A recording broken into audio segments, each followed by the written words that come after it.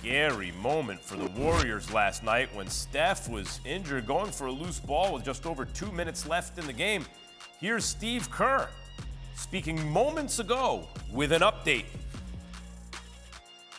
I don't really have any update. I haven't even talked to him about it. We had a film session just now. Yeah, we expect him to play tomorrow, but I don't have any details. You said you haven't talked to Steph yet, so is he going to participate in practice today, or do you not know that? We're not practicing. Yeah, it's just a recovery day. There will be some guys who will be out on the floor shooting. The guys who didn't play as much or play at all will be out there getting workouts, but the high-minute guys will just be getting treatment and recovery. Pat, if Steph is good to go, Celtics should be worried about this or what? Of course. I think anytime Steph is on the court, I think Pay attention. the Celtics, the people in Boston, everybody. I think he gravitates so much energy.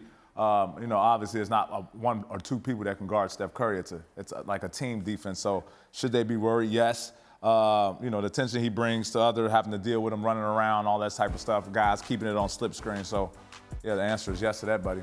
All right, Jacoby, let me ask you another stupid question then. All right. Game 4 is must win, right? For the That is Warriors. a stupid question. This is an absolute must win. Right. You cannot go down 3-1 to this Celtics team. And we always talk about the third quarter Warriors. We got a fourth quarter Celtics thing going on now. I mean, they gave up 11 points, not to Steph Curry, to the Warriors in the fourth quarter. We all saw what happened in game 1 in the fourth quarter, but really, it's not just the offense in the fourth quarter for the Celtics, it's the defense. Again, they gave up 11 points in that quarter. You're not going to win a game scoring 11 points in the fourth quarter. So, Pat, Draymond, you were on KJM, Keyshawn J. Willimax in the morning, ESPN Radio. Fantastic morning show. Everyone should check it out. Great show. Tremendous. And you were talking about, we were asking you about players like you, great defensive players who are agitators. And you mentioned Draymond and maybe one other name as that kind of player. He did not have his best game, to say the least, last night. How does he get it going? Just be the best version of himself, And when I say best version, I mean like not arguing with Grant Williams, not attacking the referees every play. And mind you, I'm a guy who attacks the referees all the time. So, I understand how difficult that is. And Bev wakes up with a beef with the whole world. He's beefing with the whole world as soon as he wakes up. So and shooting it with confidence. We haven't seen, Draymond, I haven't seen him hit a three in a long time now. And I'm just being honest, So that and a fine line of playing with emotion but not being emotional. Not a fine line between that. You play with emotion, you play hard, you play smart. You play with emotional, you do things, you get texts, you do stuff like that. So just to find a balance. Usually, I just want to follow up with this, just to try to pick your brain about this. Usually the agitator, you think they're pulling the strings and they're having people react to them.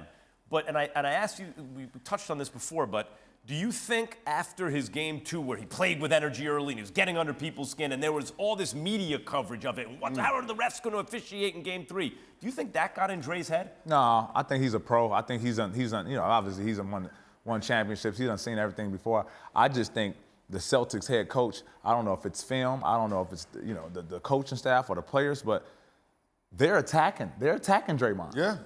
And that's just being honest, and that's just not discredit Draymond. He's one of the greatest to do it defensively in our time in the game, one of the greatest. But they're literally putting their hair down and going at Draymond. We don't want Steph. We're going at Draymond. You say you head of the snake, you the big dog. We coming right at you. Is that a psychological move for a team? Hell yeah. If a team just looked and picked on me whole game, we seen it when we played Dallas. I had to sit. So from a from a mental standpoint of man, they going at him. Take the biggest, baddest dude from a defensive point of view and go right at him. Jacoby, why were the Celtics able to dominate the Warriors in the paint, and is that repeatable in Game 4? It is repeatable, and it's a problem. One thing the Warriors are not going to do between Game 3 and Game 4, they can make adjustments, they can have meetings, they can have practice. They're not going to get bigger. Yeah. They're not going to get bigger. And you look up and down the roster at every single position, the Celtics are just bigger. Yeah. Look at the paint points. They doubled them up in the paint. And we all talk about three-point shots too, both. and three-point percentages. I mean, they had 15 offensive rebounds. That's 15 times, Pat Bev, you're a defensive player. Yeah. That's 15 times you got the stop. Yeah. You force them into a bad shot. You get the miss. and then they just get another possession out of it. And this is a problem for the Warriors. Now, I'm not going to overreact to one game. I still think the Warriors are going to win in 7, but this is an issue for them. They need to focus defensively and make sure that they get their offensive rebounders like Time Lord off the ball. I mean, even when they had Bogut, but when they went with the death lineup, the small lineup, it was Draymond doing everything, not getting picked on, right?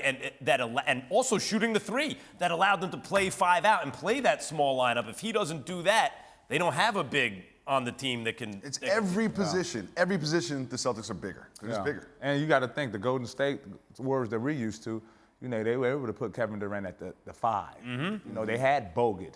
They had DeMarcus Cousins. They had guys who can rebound the ball at a high level. And, you know, unfortunately, you know, Wiseman being out, they don't have that this year. So they depend on Draymond to not only get stops, to get rebound, you know, and it's tough. It's tough. And a younger Iguodala to play defense, too. Thanks for watching ESPN on YouTube. For live streaming sports and premium content, subscribe to ESPN+.